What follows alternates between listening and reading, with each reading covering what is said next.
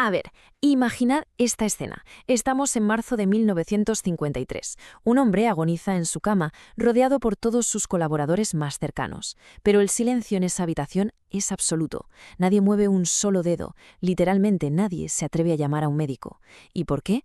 Pues por puro terror. Terror a equivocarse y sufrir unas consecuencias inimaginables. Arrancamos directo al grano para sumergirnos en la mente de uno de los personajes más fascinantes y aterradores de toda la historia.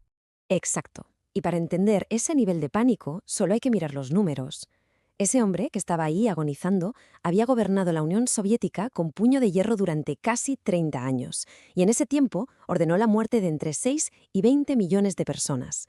O sea, es una cifra tan salvaje que cuesta hasta procesarla. Hoy vamos a desgranar paso a paso cómo alguien con un pasado súper humilde consigue acumular semejante nivel de control absoluto. Sección 1. De Zapatero al poder. Vamos a ver los orígenes. Porque, claro, nadie nace siendo un dictador.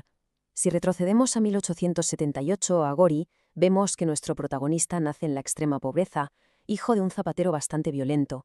Empieza en un seminario ortodoxo, pero de repente lo deja todo y se convierte en atracador de bancos y agitador. Y ojo, que aquí va algo que muy poca gente sabe. Su verdadero nombre era Iosif Yugashvili. Resulta que Stalin es solo un alias, una marca personal creada a medida que significa literalmente hombre de acero. Ya desde muy joven estaba diseñando en frío esa figura implacable en la que se iba a convertir. Totalmente. Es que esa ambición de acero se nota desde el minuto 1. Después de la Revolución Rusa de 1917, empieza a escalar posiciones en el partido bolchevique con una frialdad matemática. Para 1922 consigue el puesto de secretario general del Partido Comunista, que, a ver, en su momento esto sumaba a cargo burocrático, el típico trabajo de oficina aburrido. Pero él le dio la vuelta y lo usó con una maestría letal para controlar todos los nombramientos importantes y colocar a sus aliados en los puestos clave. Y atención a esto, porque es nuestro segundo dato sorprendente.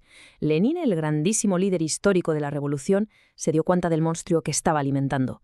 Justo antes de morir, dictó su famoso testamento político, y ahí advertía explícitamente que Stalin era demasiado peligroso y pedía que lo destituyeran ya mismo, apoyando a su rival, Trotsky. ¿Y qué hizo el hombre de acero? Pues maniobró en las sombras, enterró ese testamento para que nadie lo leyera jamás y fue borrando del mapa a todos sus rivales uno por uno, hasta quedarse completamente solo en la cima.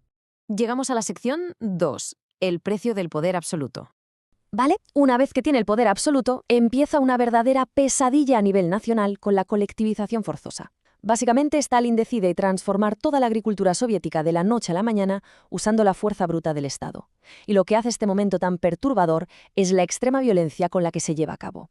El Estado llega y confisca tierras, animales, herramientas, absolutamente todo. Buscan destruir por completo a la clase campesina tradicional. Y a los que se resisten, los llamados kulaks, los aplastan militarmente. Fue literalmente una guerra del propio Estado contra sus agricultores.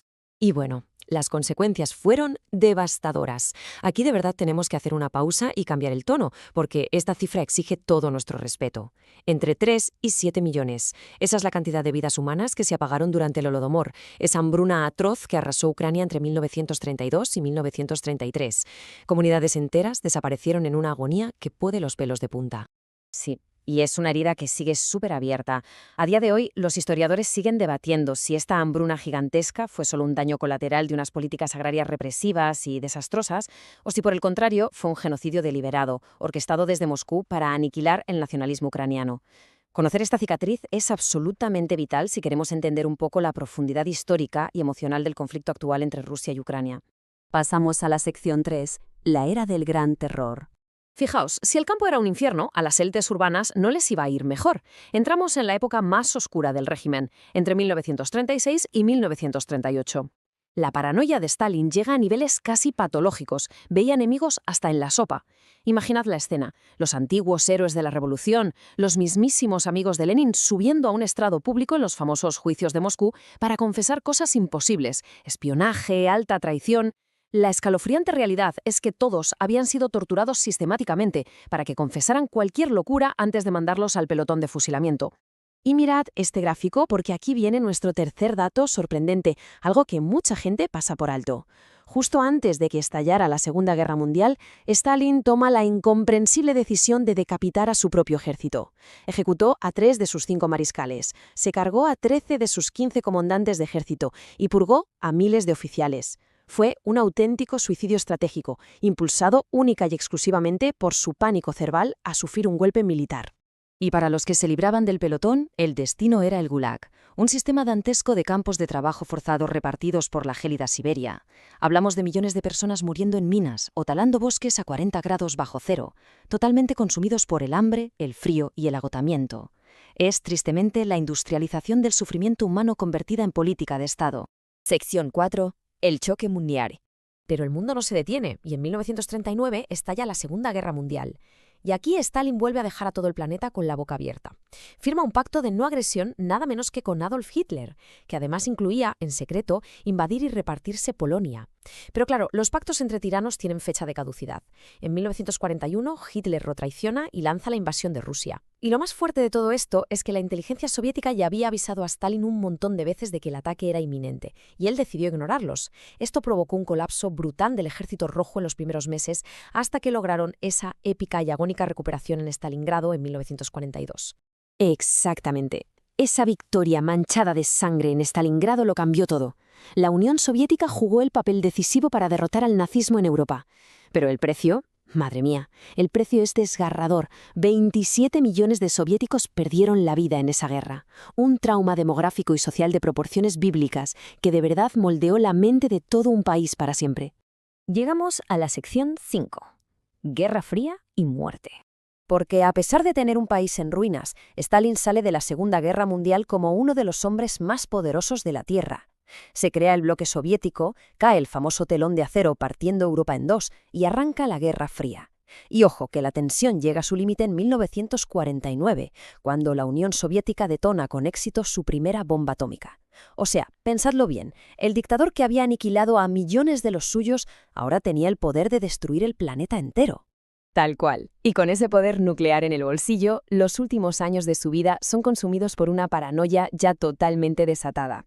Así llegamos al famoso complot de los médicos. Se convence a sí mismo de que los doctores, muchos de origen judío, conspiran para envenenarle. Empieza una nueva purga y tortura a los mejores médicos del país. Y fijaos cómo la historia es cíclica, porque esto nos devuelve directo a la escena del principio. Cuando sufre ese ataque en marzo del 53, ha sembrado tanto terror y ha eliminado a tantos médicos, que nadie se atreve a ayudarle. Su propia brutalidad fue la que garantizó que muriera totalmente solo y sin asistencia. Última sección. Un legado contradictorio. Presentador 1. Stalin muere, pero deja un legado súper complejo. Y a ver, nuestra labor en este análisis no es tomar partido por ninguna ideología, sino ver cómo la historia asimila a estas figuras tan colosales. Por un lado, los datos están ahí. Fue el arquitecto del Gulag, un líder paranoico responsable del exterminio de millones mediante purgas y hambrunas. Un asesino de masas a escala industrial. Pero claro, al mismo tiempo existe la otra cara de la moneda histórica, la del constructor estatal. El hombre que cogió un imperio atrasado y campesino y lo transformó a la fuerza en una superpotencia mundial hiperindustrializada. El líder implacable bajo el cual se aplastó a la máquina militar nazi. Son dos realidades históricas extremas conviviendo en una sola persona. Y esto nos lleva a nuestro cuarto y último dato sorprendente, que quizá es el que más nos hace pensar. Según encuestas muy recientes, más de 70 años después de su muerte, Stalin sigue siendo una de las figuras históricas más admiradas dentro de Rusia. Que una sociedad moderna sienta admiración por alguien con este nivel de violencia a sus espaldas es precisamente lo que hace tan vital entender esta historia, sin filtros ni simplificaciones. Y así llegamos al final de este recorrido sobre el poder absoluto, la ambición y la ideología llevada al extremo. Y queremos dejaros con una reflexión. A la luz de los datos objetivos, de esa modernización forzada y del absoluto abismo de sufrimiento humano que dejó a su paso, ¿creéis que la historia terminará recordando a Stalin como el salvador de la Unión Soviética o simplemente como el mayor criminal del siglo XX? Nos interesan muchísimo leer vuestras perspectivas sobre estas profundas contradicciones. Os invitamos a dejar vuestra opinión en los comentarios, siempre debatiendo con rigor y con muchísimo respeto hacia las víctimas para que sigamos descubriendo la historia juntos.